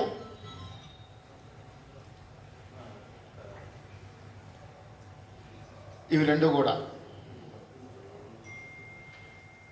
ఇక్కడ ఉత్సాహ పరిబంధి దైత్యం విముంచబోహో అంటారు. ఉత్సాహ పరిబంధి అంటే శత్రువు అని మనకు తెలిసిన విషయమే. ఉత్సాహ పరిబంధి అంటాడు అంటే ఉత్సాహపడుతున్నటువంటి వాడు అని. శత్రువు ఉత్సాహపడడం ఏమిటి అంటే తారకాసురుడే. ఇక్కడ పరిబంధి అంటే శత్రువు అంటే తారకాసురుడు అనే అర్థంలో పట్టిన వాడారు గురువుగారు. ఇలాంటి ప్రయోగాలని మనం ఇందులో ఎత్తి రాస్తే అనేకమైనటువంటివి కనిపిస్తూ ఉంటాయి. ఇంకా సమయం ఎంత ఉందో వదులుతూనే ఉంటాం కనుక ఇట్లాంటివి అనేకమైనవి కనిపిస్తూ ఉంటాయి. నైవకాదతి కిమపినో, శివుడి యొక్క పరిస్థితి ఎలా ఉంటుందో చెప్తూ ఉంటాడు ఒక చోట. నైవకాదతి కిమపినో పిబతి పాతోపి,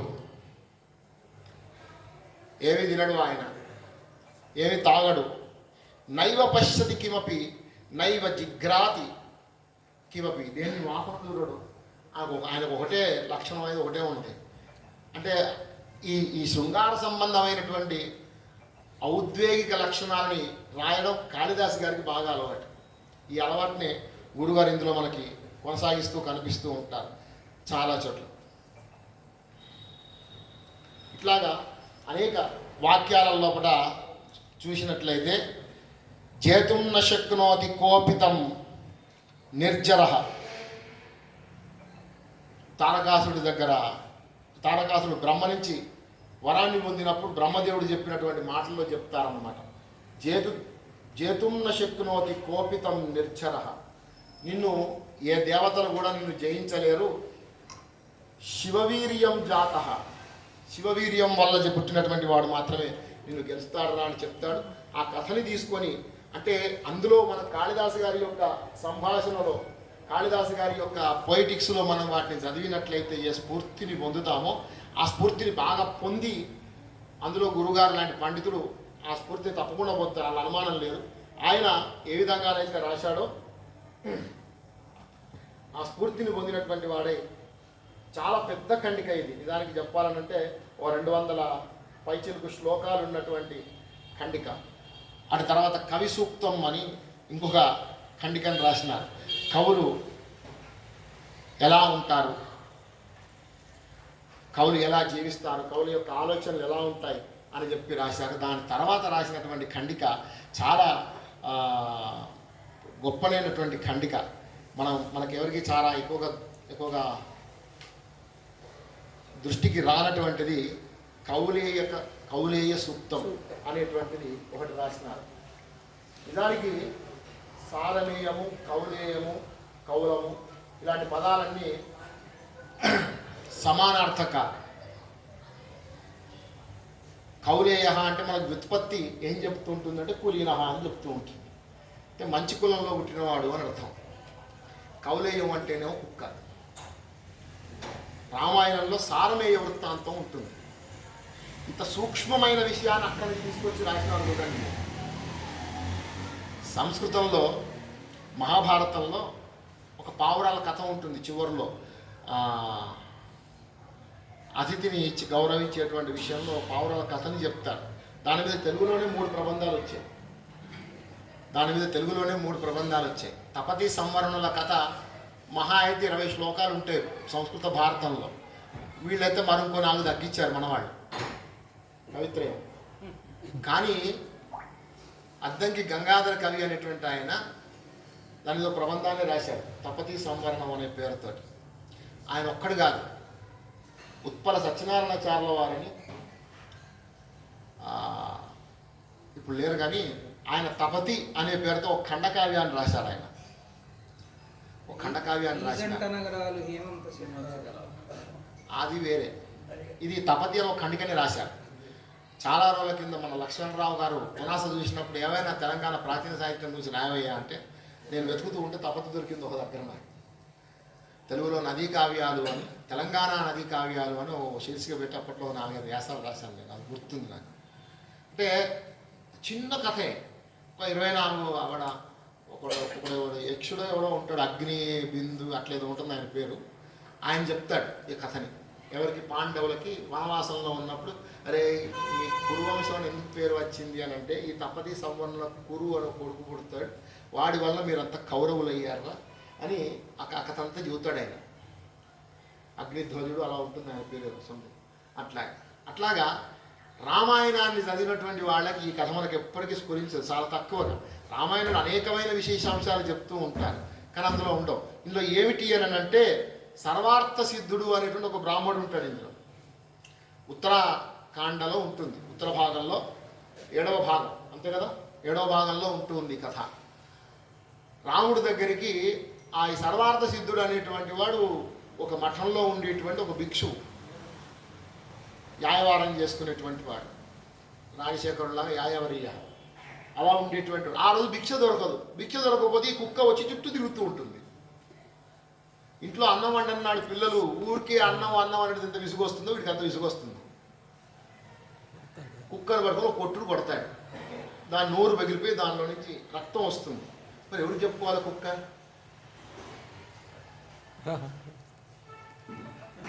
ఎవరికి చెప్పాలి చెప్పండి? రాజుగారికి వెళ్ళి చెప్తుంది. రాజుగారు ఎవరప్పుడు?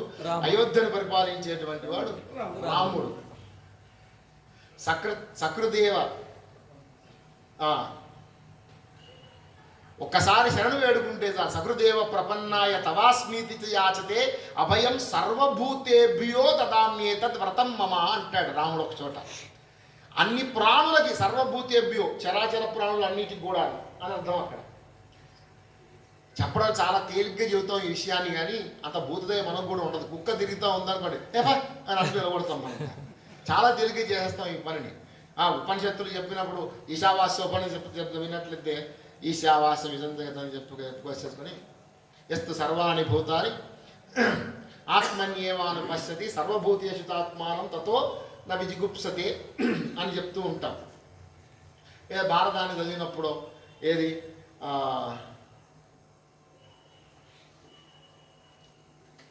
పరస్త్రీలను తల్లిగా చూడటం, ఆత్మవత్ సర్వభూతేషు యఃపశ్యతి సపండిత అని ఒక వాక్యం వస్తూ ఉంటుంది భారతం లాంటి వాక్యం. ఇట్లా ఉంటుంటాయి మనం. కానీ అన్నట్లు చూడగలుగుతామా మనం? అన్ని చోట్ల అంతర్భవించద సర్వం వ్యాప్యనారాయణ స్థిర అని చెప్తూ ఉంటాం మనం.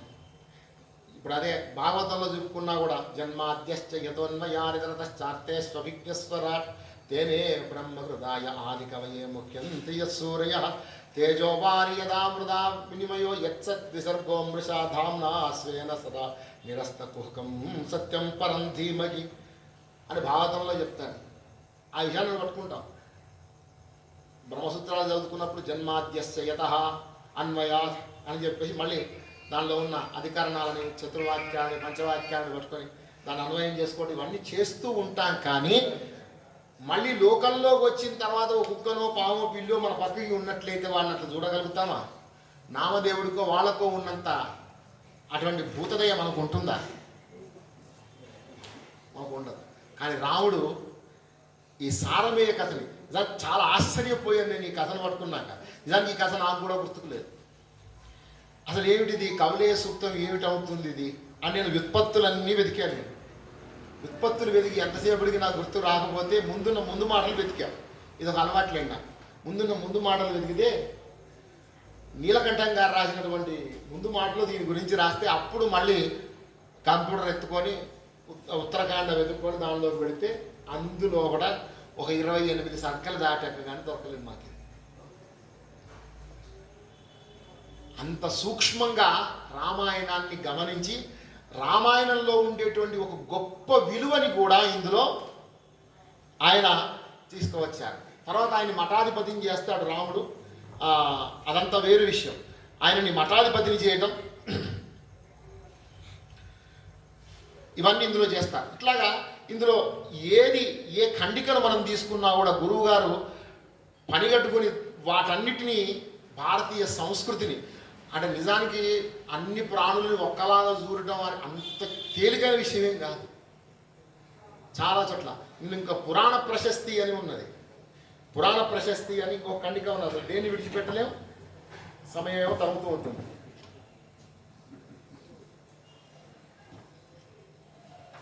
మేము పురాణాల గురించి మేము అధ్యయనం చేయడానికి కూర్చున్నప్పుడు అష్టాదశ పురేణేషు దశభిర్ గీయతే శివ చతుర్భి భగవాన్ బ్రహ్మ ద్వాభ్యాం దేవి హరి అని చెప్పి మేము చదివేవాళ్ళం. ఇలా పురాణం అనేటువంటి ఒక పురుషుడికి ఏది శీర్షం బ్రహ్మ. ఇవి గుర్తుపెట్టుకోవడానికి మన వాళ్ళు చెప్తుంటారు. భద్వయం మద్వయం చేయవ భ్రత్రయం వచతుష్టయం అనాథలింగ కూసుకాని పురాణాన్ని మనీషిన అని ఒక పాఠం ఉన్నది, పురాణాన్ని పృథక్ అని ఇంకొక పాఠం ఉన్నది. 2 పాఠాంతరాలు ఉన్నాయి దీనికి. ఏదైనా పడుకోవచ్చు మనం. ఇలా పెట్టుకున్నప్పుడు శీర్షం బ్రహ్మ పరాత్పరస్య నృహరేః పద్మం మనో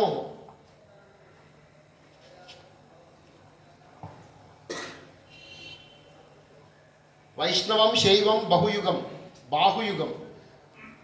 వైష్ణవ శైవ పురాణాలు రెండు బాహుయుగం. నిజానికి అనాపలింగ కూస్కాని లోపల కానివ్వండి, వచతుష్టయం లోపల శివపురాణం దొరకదు మనకి.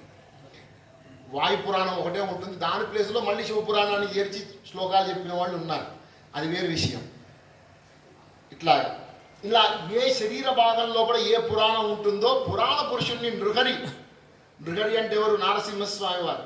వాయుల రూపంలో కూడా, ఎందుకంటే గోళ్ళు గీళ్ళు కావాలంటే ఆయనే ఉండాలి. మామూలు విష్ణువుకి గోళ్ళకు పెద్ద ఇంపార్టెన్స్ లేదు కదా, కనుక ఆయన గురించి చెప్తూ ఉంటాడు. అక్కడ అనేకమైనటువంటి ఏ శరీర భాగంలో ఎవరున్నారో అవన్నీ చెప్పుకుంటూ వస్తుంటారు. సంతానాయ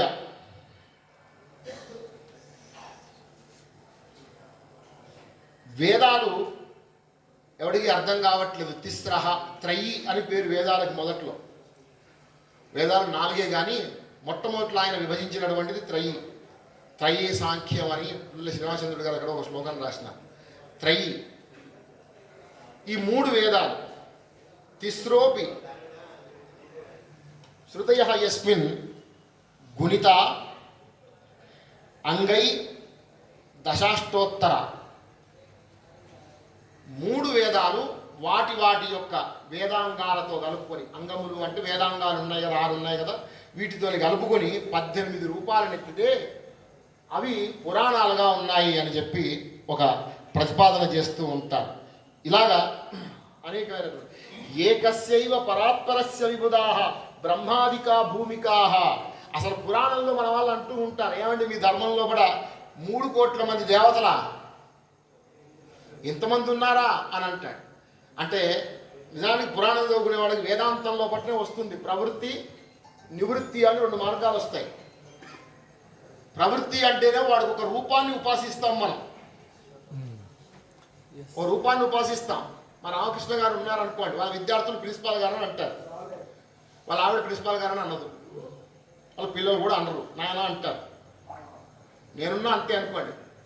మా పిల్లలు ఉన్నారనుకోండి విద్యార్థులు, నన్ను సార్ అని అంటారు, సంస్కృత సార్ అని అంటారు. వాళ్ళు నా పురాణం వినే భక్తులు ఎవరైనా ఉన్నారనుకోండి, గురువుగారు అని అంటారు. నాకు నేర్చుకునేవాడు కూడా గురువుగారు అని అంటారు. కానీ ఈ గురువుగారు వేరు, ఆ గురువుగారు వేరు. మళ్ళీ వాళ్ళకు కూడా గురువుగారినే, కానీ వాడు గురువుగారు అంట, సార్ అంటాడు వాడు. దృష్ట్వైకం రూపమన్యోహి రజ్యతే అన్య ప్రదుష్యతి. అశ్వఘోషుడు అనే ఆయన రాస్తాడు, సౌందరానంద అనే బౌద్ధ కావ్యంలో రాస్తాడు. ఓ రూపాన్ని చూసి ఒకడు ఒక్కో రకంగా చూసినట్టుగా మనం ఆ పరమాత్మ తత్వాన్ని ఒక్కో రూపం లోపల ఉపాసిస్తూ ఉన్నాం. అందుకే మనకు ద్రష్టలు అని పేరు. మంత్రాన్ని ఉపదేశించినటువంటి వాళ్ళని మంత్రద్రష్టలు అని అంటారు. మన వాళ్ళు ఏదో సీరని దాన్ని ట్రాన్స్లేట్ చేశారు కదా, అంత పెద్ద ఉపయుక్తం కాదు. మంత్రద్రష్టలు అనుకోవడమే సుఖం. దర్శించారు వాళ్ళు అట్లాగా, వాళ్ళు అట్లా లేరు. మనం దర్శించడానికి వాళ్ళు అట్లా ఉండడానికి తేడా ఉంటుంది, ఉండదా? తేడా ఉంటుంది. అదే చెప్తూ ఉంటారు స్వామి గురుగారు. ఏమంటున్నారు? ఏకస్యైవ పరాత్పరస్య, ఒకే పరాత్పరునికి వివిధ బ్రహ్మాదిక భూమిక, వివిధ రకాలైనటువంటి భూమిక ఉన్నది. భగవద్గీతలో చెప్తాడు కదండి, ప్రకృతిం స్వాం అధిష్టాయ సంభవామి ఆత్మమాయయా.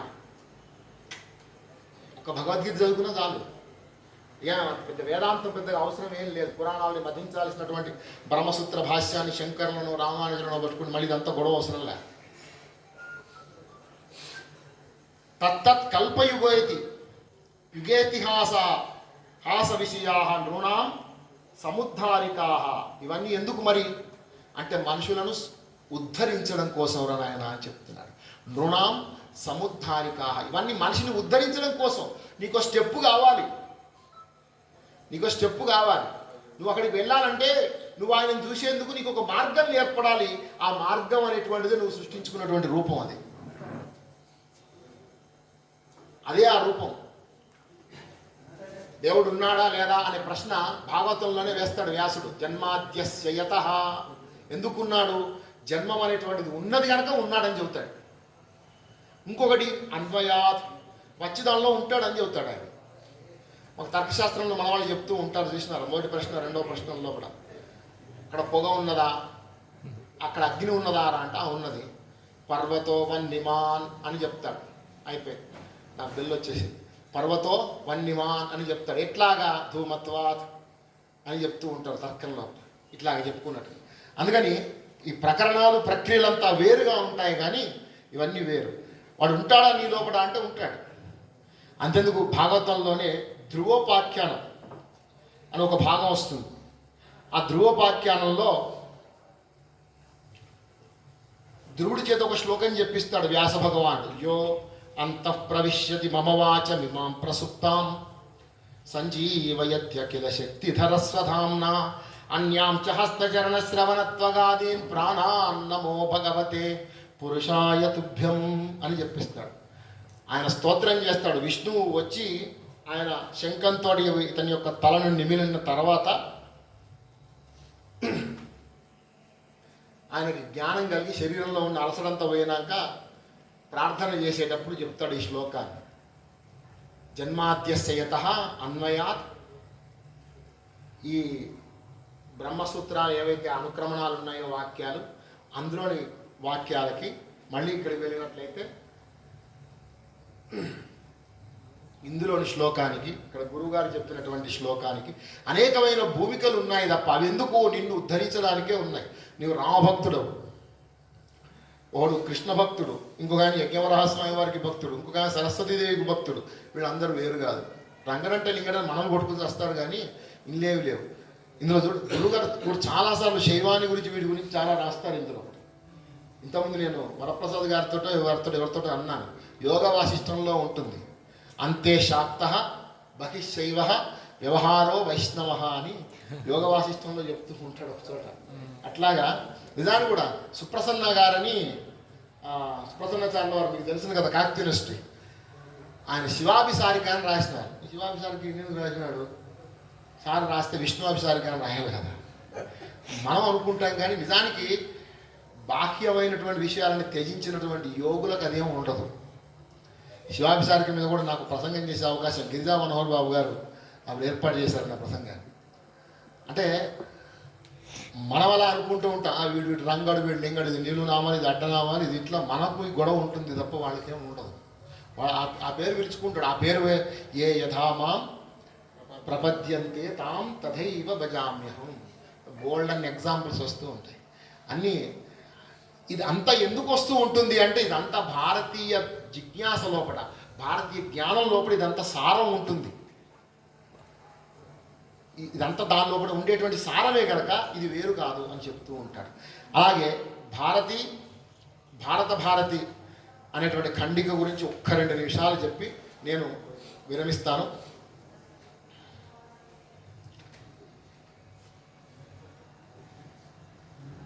అసలు ఈ దేశంలో జీవితాన్ని ఎందుకు ఉండాలి? స్తోత్రం శృతేనైవన కుండలేన అనేది ఒక శ్లోకం ఉండేది. దానేన పానహీనత కంకణిలో ఒకటి ఉండేది. అట్లాగా సదా స్వజాతి సేవనాయ ధారయే స్వజీవితం. నీ జాతికి సేవ చేయడం కోసం అంటే ఆలస్యలు చేయమని కూడా చెప్పట్లే. నీ జాతికి సేవలు చేయి. నీ జాతికి సేవలు చేయడం అంటే ఏమిటి? నువ్వు చేయాల్సింది పెద్దగా స్వధర్మే, అంతే. ఇందులో ఓటమే సుఖం. ఈ ధర్మంలో ఉండు.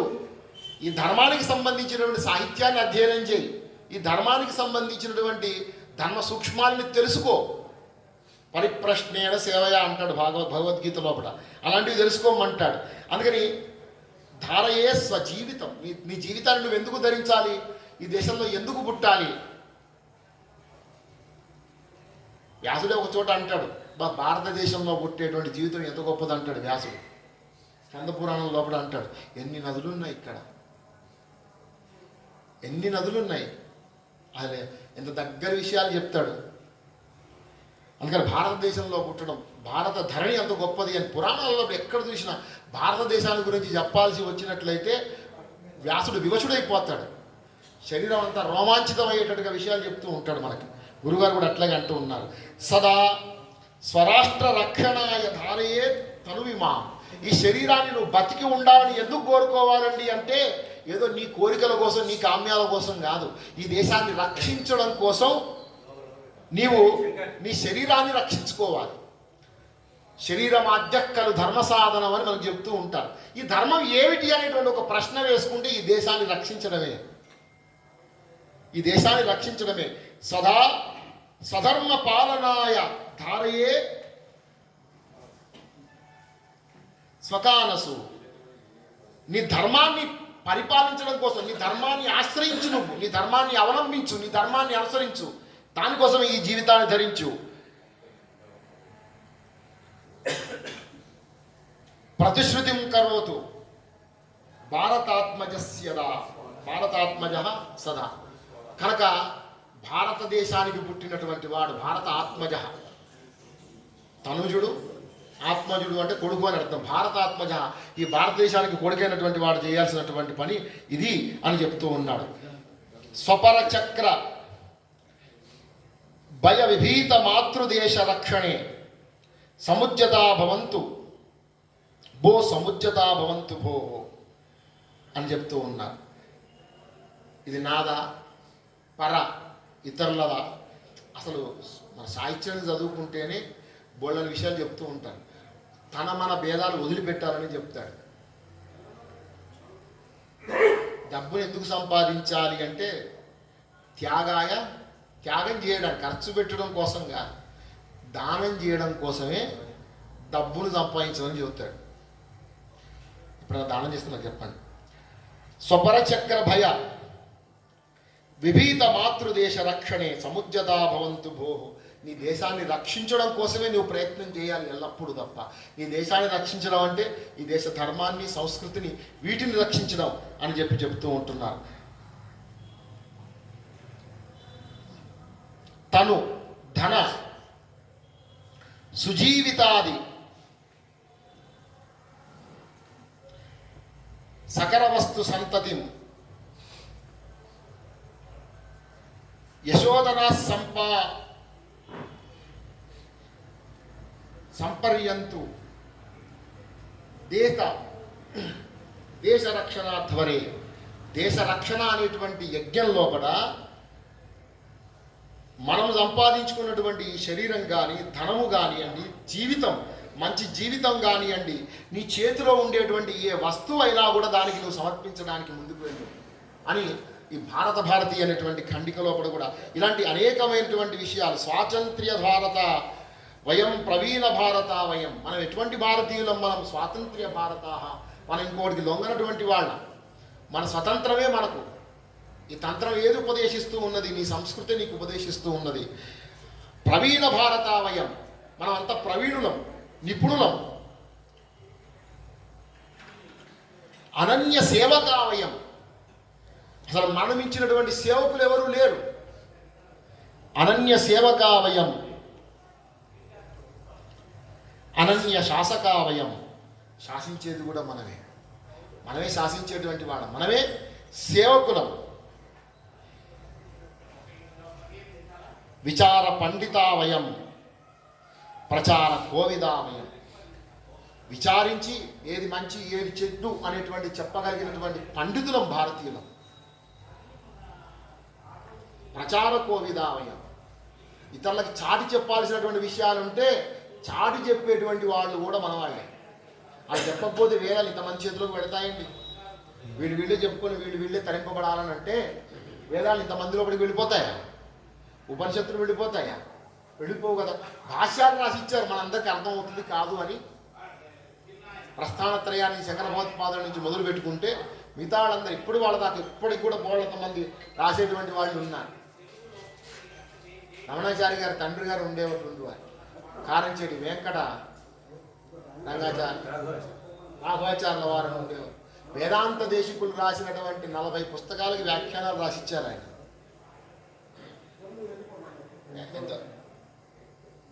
ఎంతమంది వాళ్ళంతమంది కనిపిస్తారు మనకు, చూడండి.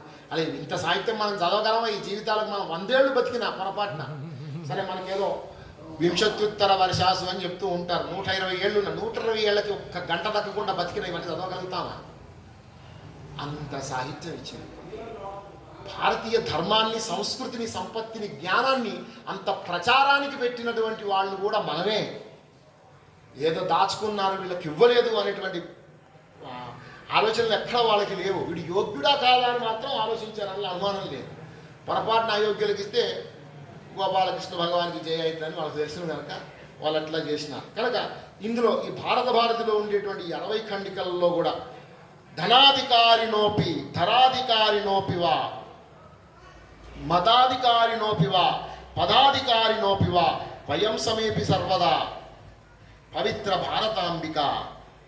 అమ్మవారికి భారతమాత అనేటువంటి వాళ్ళకి మనం అందరం, నువ్వు అధికారివి కావచ్చు, ధనాధికారివి కావచ్చు, బాగా డబ్బులు ఉన్నటువంటి వాడివి కావచ్చు, నువ్వు భారతీయుడనే చెప్పుకోవాలి.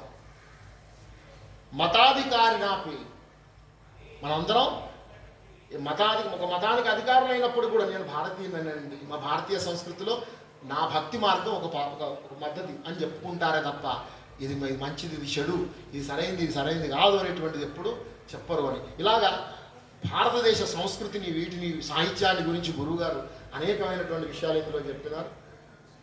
అనుకున్న దానికంటే నేను ఎక్కువనే లాగినట్టున్నాను, అందుకు క్షమించమని కోరుతూ, ఇంకా మీకు ఏమైనా అసౌకర్యాలు, నా అజ్ఞానం వలన మిమ్మల్ని ఏమైనా బాధ పెట్టినట్లయితే నన్ను మీ బిడ్డగా భావించి మనస్ఫూర్తిగా క్షమిస్తారని కోరుకుంటూ సెలవు తీసుకుంటాను. మీ నారాయణ శర్మ.